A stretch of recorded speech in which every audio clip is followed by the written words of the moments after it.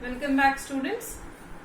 So we are doing the first poem of module 1, I Celebrate Myself, written by Walt Whitman. Walt Whitman, a famous American poet who is also popularly known as a poet of universal values.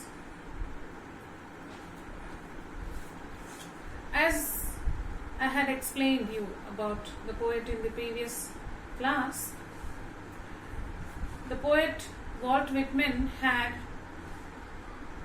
an abnormal childhood due to the various socio-economical problems in his life. He was deprived of normal childhood, and thus he happened to face various adversities in his life. The adversities and the various bitter experiences in Whitman's life have taught him greatest lessons of life.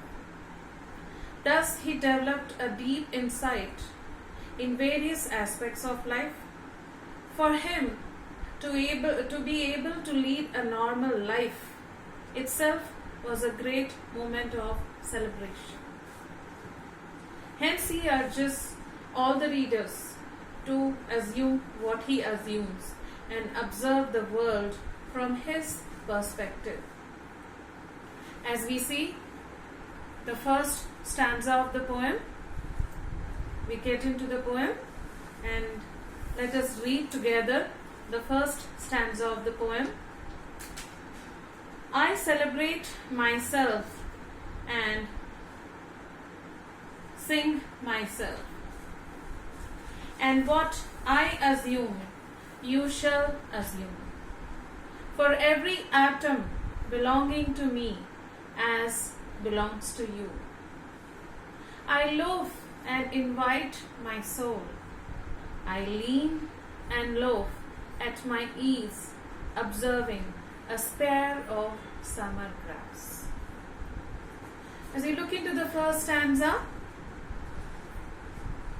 the poet is urging to the readers to sync with his philosophy and thought. He urges the readers to assume what he assumes and observe this world with his perspective. He wants us to look the world, to look life and world through his perception. For every atom belonging to me as good belongs to you. The poet points out that all the forms of life on earth are different.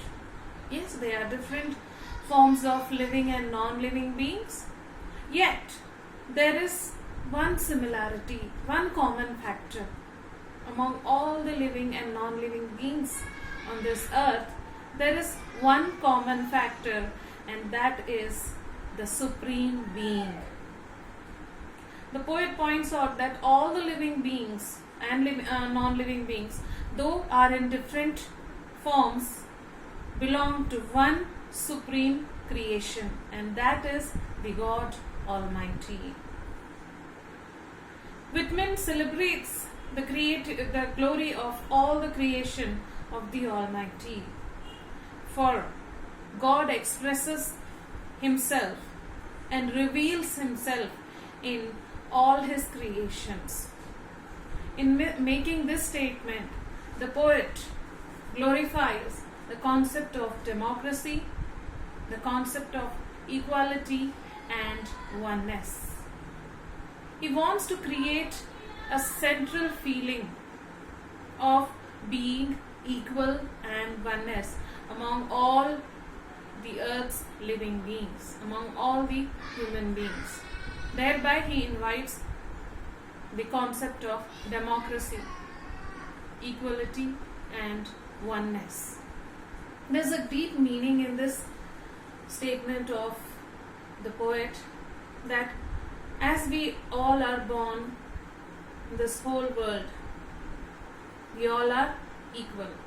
The reason is we share the same common factor of our origin, that is the Supreme God. Then we observe the two lines. I loaf and invite my soul. I lean and loaf at my ease, observing the spare of summer grass. Here I loaf. Loaf, what do you mean by loaf? It's a kind of leisure walk. You are having a walk at your ease. In your free time, you enjoy the ambience, the atmosphere, and have a simple, leisurely walk. So here, while this poet is having his leisure walk, he invites his soul, his inner self, to look at the beautiful nature, to admire the beautiful nature from that view of a blade of a grass. Spare, what do you mean by spare? The sharp edge of any thing. Okay, spare, a long pointed stem of some plant, a blade of grass. Have you ever looked at the grass? You see the edges of the grass is very, very thin. It's like just like a blade, So look at this tiny thing which the poet is trying to examine, also to demonstrate the beauty of the nature.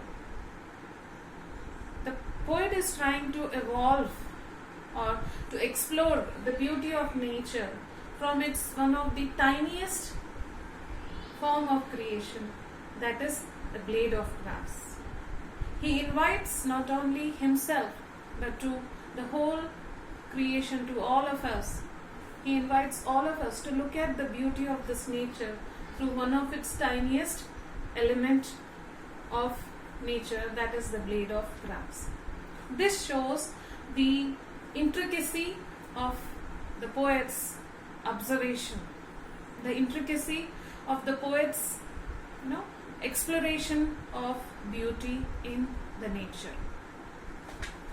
So that is what is in the first stanza, where we see the poet explaining the concept of himself. He's praising himself as well as all the living and non-living beings on this earth, which are originated from the same source, that is the God Almighty. He also narrates or explains